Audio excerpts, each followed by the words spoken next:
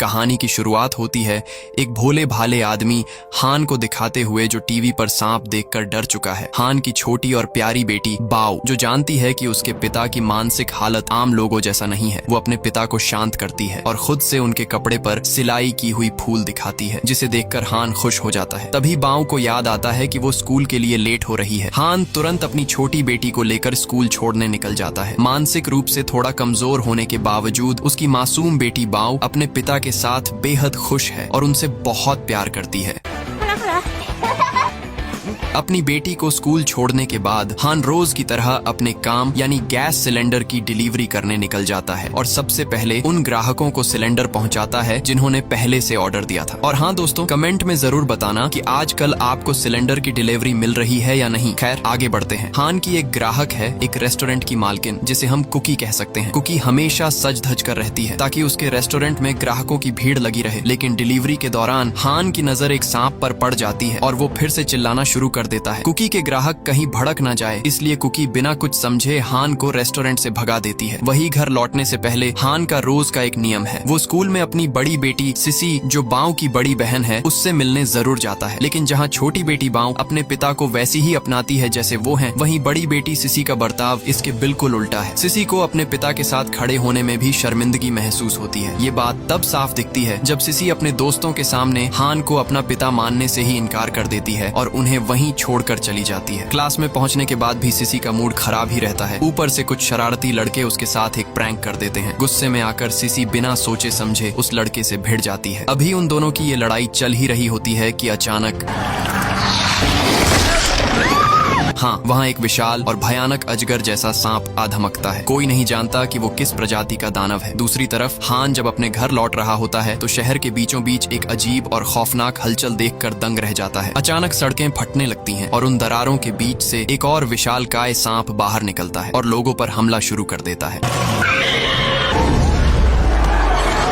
हान को तुरंत एहसास होता है कि उसकी बेटियां खतरे में हैं और वो बिना एक पल गंवाए उन्हें बचाने के लिए वापस स्कूल की तरफ भागता है। इधर स्कूल में जब सिसी उस मॉन्स्टर सांप के सामने बेबस खड़ी होती है, तभी हान मसीहा बनकर आता है और उसकी जान बचाता है। दूसरी तरफ छोटी बेटी बाओ भी उस सांप के सामने आ जाती है, लेकिन भागने के बजाय बाओ की नजर एक छोटी सी हरी छिपकली पर पड़ती है जिसे लोग कुचलने की कोशिश कर रहे थे। मासूम बाओ को उस छिपकली पर दया आ जाती है और वो उसे अपने साथ ले लेती है। ठीक उसी वक्त हान और सिसी भी भागते हुए बाओ के पास पहुंच जाते हैं। वो खूंखार सांप अब भी उनके पीछे पड़ा हुआ था। हान अपने बच्चों को लेकर सुरक्षित जगह की तलाश में भागता रहता है, लेकिन सुरक्षित जगह मिलने के बजाय वो एक कचरे के डिब्बे के पीछे जाकर फंस जाते हैं। तभी वहाँ पुलिस आ धमकती है और सांप पर अंधाधुंध गोलियां बरसाना शुरू कर देती है। इसी अफरा तफरी के बीच वहाँ एक बुजुर्ग आदमी दिखाई देते हैं। चलिए इन्हें दादाजी कहते हैं। वो उन चुनिंदा लोगों में से थे जो उस आदमखोर सांप के हमले से जिंदा बच पाए थे। किस्मत से दादाजी की नजर कचरे के पीछे छिपे हान और उसके बच्चों पर पड़ती है। वो तुरंत उन सबको अपने साथ एक सुरक्षित जगह पर ले जाते हैं। अब ये सब एक पुरानी और लावारिस पड़ी हुई बिल्डिंग के अंदर छिपे हुए हैं। वहाँ सिर्फ यही लोग नहीं थे, बल्कि रेस्टोरेंट वाली कुकी और पड़ोस के कुछ और लोग भी पहले से ही जान बचाकर वहाँ छिपे हुए थे। आखिरकार इस खौफनाक माहौल के बीच इन सबको कुछ पलों के लिए चैन की सांस नसीब होती है। वहीं छोटी बाओ उस हरी छिपकली को पानी पिला रही होती है जिसे वो अपने साथ बचाकर लाई थी। तभी अचानक बाहर लगे सरकारी लाउडस्पीकर से एक अनाउंसमेंट गूंजती है। उस अनाउंसमेंट में बताया जाता है कि लानसान कंपनी के एक वैज्ञानिक की गलती की वजह से पूरे आइलैंड पर एक बहुत बड़ा संकट यानी बायोलॉजिकल डिजास्टर आ गया है। उस प्रयोगशाला में हुए हादसे के कारण वहाँ के सांप म्यूटेंट विशालकाय और खतरनाक जीव बन चुके हैं। इसलिए सबकी सुरक्षा के लिए सभी को तुरंत आइलैंड को खाली करने की अपील की जाती है। इसके बाद हम पॉल नाम के एक अमीर बिजनेसमैन से मिलते हैं जो कि असल में लानसान कंपनी का मालिक है। लेकिन सच तो ये है कि यह कोई हादसा नहीं था, बल्कि पॉल ने जानबूझकर ये खौफनाक डिजास्टर पैदा किया है ताकि वो डरा धमकाकर सभी स्थानीय लोगों को इस आइलैंड से भगा सके। उसका मकसद सिर्फ और सिर्फ अंधा पैसा कमाना है। पॉल इस पूरे आइलैंड को एनाकोंडा आइलैंड नाम के एक विशाल टूरिस्ट स्पॉट में बदलना चाहता है और इसके लिए उसने विदेशी टूरिस्टों को अपने मुख्य इन्वेस्टर के रूप में भी तैयार कर लिया है। और मानो ये तबाही पॉल के इशारों पर नाच रही है। दरअसल पॉल के पास एक ऐसा रेडियो ट्रांसमीटर है जिससे वो एक खास फ्रीक्वेंसी के जरिए इन सारे खतरनाक खतरनाक सांपों को अपने कंट्रोल में रखता है और यही वजह है कि ये सांप इतने आदमखोर और हिंसक हो चुके हैं। इसी बीच हान और उसके साथ के लोग जैसे ही भागने की कोशिश करते हैं, पॉल के भेजे हुए सांप उन पर हमला कर देते हैं और चारों तरफ भागम भाग मच जाती है। सिसी और बाकी लोग तो किसी तरह एक सुरक्षित बिल्डिंग के अंदर घुस जाते हैं, लेकिन हान और छोटी बांव बाहर ही छूट जाते हैं और सांप उनके पीछे पड़ा रहता है। तभी वहां मौजूद शमशूल नाम का एक मतलबी आदमी अपनी जान बचाने के चक्कर में अंदर से दरवाजा बंद कर लेता है। वो हान और मासूम बांव को बाहर ही मरने के लिए छोड़ देता है।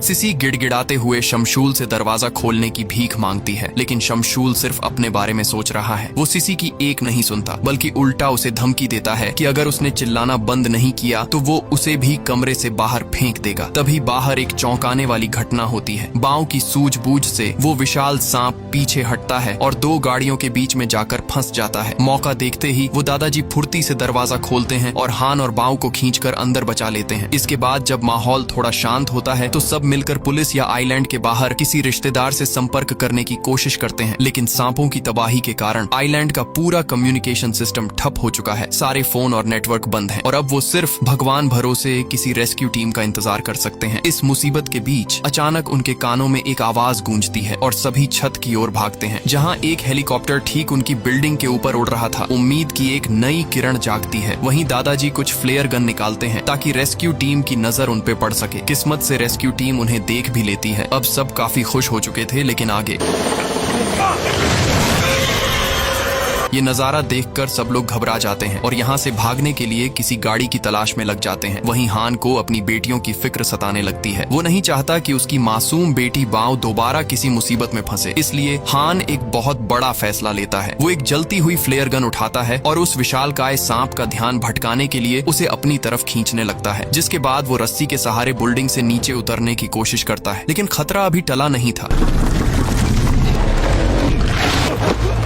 हान किसी तरह सांप से बचकर भागते हुए गाड़ी के अंदर घुसने की कोशिश कर रहा होता है, लेकिन वो बदतमीज शमशूल अपनी हरकतों से बाज नहीं आता। वो बुजुर्ग दादाजी पर चिल्लाने लगता है कि गाड़ी को और तेज भगाओ और हान को यहीं छोड़ दो, मगर दादाजी एक रहमदिल इंसान थे। वो शमशूल की बात अनसुनी करके जानबूझकर गाड़ी की रफ्तार धीमी कर देते हैं ताकि हान अंदर आ सके। रफ्तार धीमी होने के बाद आखिरकार हान गाड़ी के अंदर आ जाता है, लेकिन थोड़ी ही दूर जाकर रास्ते के बीचों बीच उनकी गाड़ी का पेट्रोल खत्म हो जाता है। तभी छोटी बांव की नजर एक रेलवे स्टेशन पर पड़ती है जो कुछ ही दूरी पर थी, जिसके बाद सब तुरंत उस स्टेशन की तरफ पैदल ही निकल पड़ते हैं। दूसरी तरफ पॉल एक बार फिर अपना रेडियो ट्रांसमीटर चालू कर देता है। स्टेशन पहुंचकर ट्रेन के अंदर जाते ही पता चलता है कि वो दादाजी असल में पहले एक लोको पायलट रह चुके थे। वो बिना वक्त गंवाए ट्रेन के इंजन को चालू करने की कोशिश में लग जाते हैं। बाकी लोग डिब्बों की तलाशी ले रहे होते हैं ताकि ये पक्का किया जा सके कि ट्रेन के अंदर कोई सांप तो नहीं छिपा है। इसी बीच तलाशी के दौरान सिसी और कुकी डर जाती है, क्योंकि सीट के नीचे एक आदमी छिपा हुआ था, बल्कि और भी कुछ लोग वहां छिपे थे और अब इस आइलैंड पर कोई भी जगह सुरक्षित नहीं बची थी, इसलिए सब लोग एक दूसरे की ढाल बनना ही सही समझते हैं। इसके बाद ट्रेन का इंजन जैसे ही स्टार्ट होता है, दादाजी बिना एक पल घंवाए ट्रेन को सीधे बंदरगाह की तरफ दौड़ा देते हैं ताकि सब इस नरक बने आइलैंड से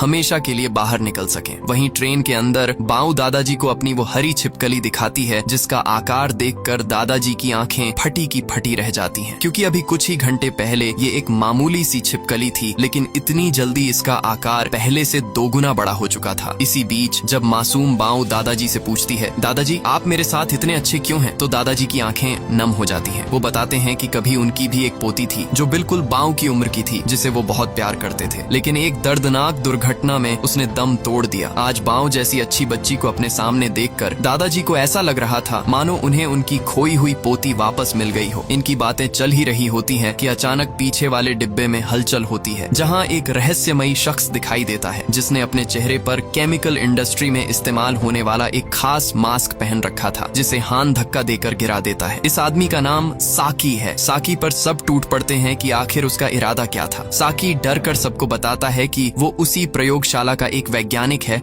और वो अपने उसी आखिरी एक्सपेरिमेंट वाले जीव को ढूंढ रहा है जो लैब से भाग निकला है। और अब थोड़ा दिमाग लगाए कि वो जीव कौन था। वो जीव कोई और नहीं बल्कि वही छिपकली थी जिसे बाऊ ने पाल रखा था। और अब तो कुछ ही मिनटों के अंदर उसका शरीर और भी ज्यादा विशाल होने लगा था। साकी डरी हुई हालत में चेतावनी देता है कि इस छिपकली को इसी वक्त खत्म करना होगा, क्योंकि अगर इसे अभी नहीं मारा गया तो ये भी उन्हीं आदमखोर सांपों की तरह एक बेहद खूंखार और दानवाकार मॉन्स्टर बन जाएगी। साकी की ये बात सुनते ही बाऊ का दिल टूट जाता है और हान और बाऊ दोनों ही इस बात का विरोध करते हैं, क्योंकि वो हरी छिपकली सिर्फ बाऊ की बातें मानती थी और हान एक पिता होने के नाते कभी नहीं चाहता था कि उसकी बेटी का दिल टूटे। इसलिए उन सब के बीच बहस शुरू हो जाती है। अभी ये अनबन चल ही रहा होता है कि अचानक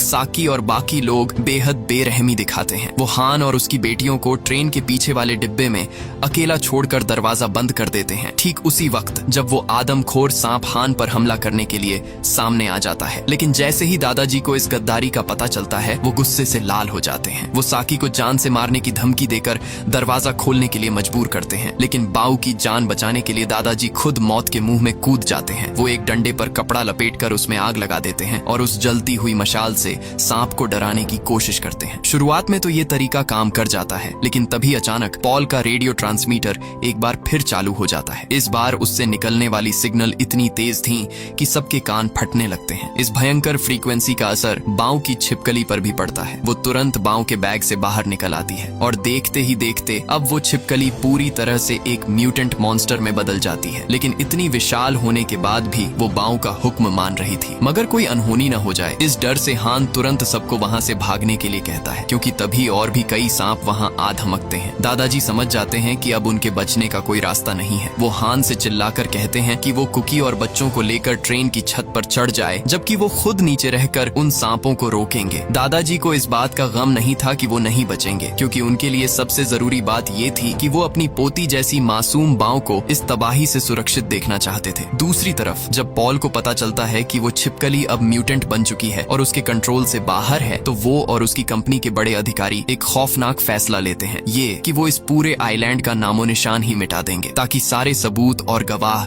हमेशा के लिए दफन हो जाएं। इधर ट्रेन के छत से दूसरे डब्बे में वापस लौटने के बाद साकी, जिसने वॉक टैप कानों में लगा रखी थी, वो सबको पॉल का इरादा बता देता है और उन्हें जल्द से जल्द प्रयोगशाला की तरफ चलने को कहता है ताकि वो वहाँ से मदद बुला सके। लेकिन जैसे ही सब वहाँ से निकलने वाले होते हैं कि तभी एक ऐसा सांप सामने आता है जो पहले वाले सांपों से भी कई गुना ज्यादा विशाल और भयानक था। इस बार अपनी जान से प्यारे बच्चों के लिए हान खुद को कुर्बान करने का फैसला करता है। भारी मन से वो अपने बच्चों की जिम्मेदारी कुकी को सौंपता है और उस दानव का सामना करने के लिए अकेले ही ट्रेन की छत पर चला जाता है।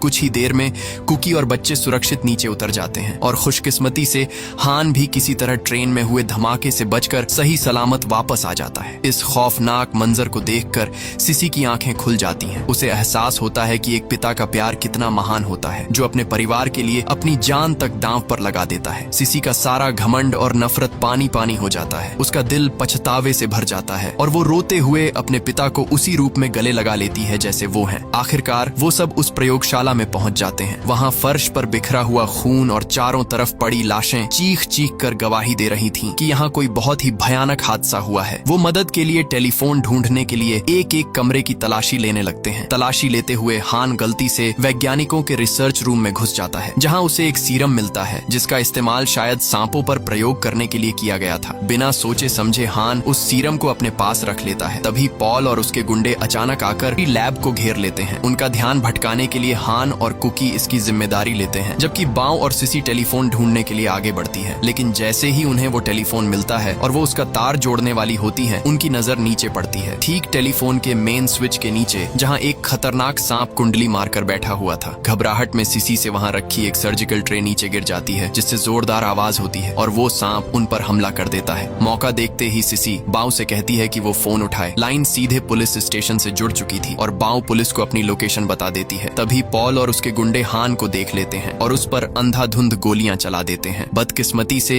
एक गोली हान के शरीर के नाजुक हिस्से पर लगती है और वो लहूलुहान होकर वहीं गिर पड़ता है। मौत को करीब देखकर हान को अपनी जेब में रखे उस सीरम की याद आती है और जब उसे बचने का कोई और रास्ता नहीं सूझता तो वो अपनी जान की बाजी लगाते हुए उस खतरनाक सीरम को अपने ही शरीर में इंजेक्ट कर लेता है, बिना ये जाने कि इंसानों पर इस सीरम का कितना भयानक अंजाम हो सकता है। और लीजिए, अब हमारे सामने था हान, जिसके पास अब साधारण इंसान से कई ज्यादा ताकत आ चुकी थी। हान ने पलक झपकते ही पॉल के एक एक गुंडे को धूल चटाना शुरू कर दिया, यहाँ तक कि खुद पॉल भी अपनी जान बचाने के लिए उसके सामने गिड़गिड़ाने लगा, क्योंकि हान ने गुस्से में आकर पॉल का कान ही चबा डाला था। लेकिन ये ताकत अपने साथ एक भयानक कीमत लेकर आई थी। वो सीरम हान की इंसानी चेतना और सोचने समझने की शक्ति को धीरे धीरे खत्म कर रहा था। हान को एहसास हो गया कि वो बहुत जल्द पूरी तरह होश खोने वाला है और एक बेकाबू मॉन्स्टर बन जाएगा। इसलिए अपनी बची कुची होश से वो तुरंत बाव और सिसी के पास पहुंचता है और कुकी से चीख कर कहता है कि वो बच्चों को लेकर इसी वक्त इस बिल्डिंग से बाहर निकल जाए। हान वहाँ पड़े पुराने कपड़ों को आपस में जोड़कर एक लंबी रस्सी बनाता है और अपनी जान पर खेलकर उन सबको खिड़की के रास्ते बिल्डिंग से नीचे उतार देता है। कुकी और बच्चे जैसे ही नीचे पहुंचते हैं और इस आइलैंड से भागने की तैयारी करते हैं कि तभी वहाँ वो बड़ा अजगर आ धमकता है, जिसका आकार इस बार पहले के मुकाबले कहीं ज्यादा विशाल और खूंखार था। इसी बीच खून से लथपथ पॉल भी नीचे आ जाता है और अपनी आखिरी चाल चलते हुए उस रेडियो ट्रांसमीटर को ऑन कर देता है ताकि वो सांप कुकी और बच्चों का काम तमाम कर दे। लेकिन अब पासा पलट चुका था। वो सांप अब किसी के कंट्रोल में नहीं था। बच्चों पर हमला करने के बजाय उस आदमखोर सांप ने उल्टा पॉल और उसके असिस्टेंट को ही अपना निवाला बना लिया और दोनों को तड़पा तड़पा कर मौत के घाट उतार दिया। तभी सही मौके पर बाऊ की वो म्यूटेंट बन चुकी छिपकली वहाँ मसीहा बनकर आती है और उस विशाल सांप से भिड़ जाती है। हालांकि वो सांप उस छिपकली को भी पटक कर बेहोश कर देता है, लेकिन मौके पर सिसी लैब से फ्लेम थ्रोवर उठा लाती है और उस दानव सांप पर आग की लपटें बरसाना शुरू कर देती है, जिससे वो पीछे हटने लगता है और आगे